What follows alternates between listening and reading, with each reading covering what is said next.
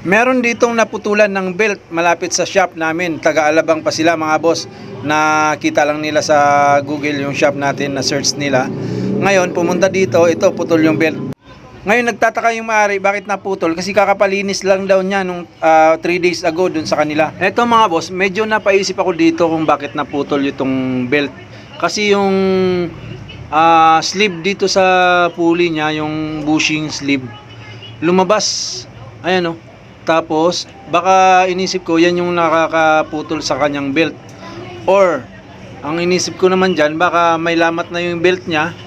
Pagkaputol, nabasag yung pinaka-sleeve niya. Kasi bagong linis lang yung panggilid nito mga boss. Ang problema lang nito, baka hindi napansin nung naglinis, napalitin na yung pulley bushing niya, o kaya yung belt na may lamat na. Biruin mo, itong bola, sabayan pinalitan nung nilinis. Ibig sabihin mga 3 days lang pinalitan yan, nadamay pati yung bola niya. Pero duda na ako dito, malamang talaga yung dahilan kung bakit naputol yung belt niya, dahil dito sa bushing na yan, yung sleeve na yan, lumabas at maluwag na yung collar bushing niya. Pumapalo siguro dyan, kasi sabi ng may-ari, napansin niya daw may maingay dun sa panggilid niya nung kakapalinis lang. Kaya yan o, pudpud, ayun o, durog yung bushing yan dun sa pulley. Alright mga boss, salamat.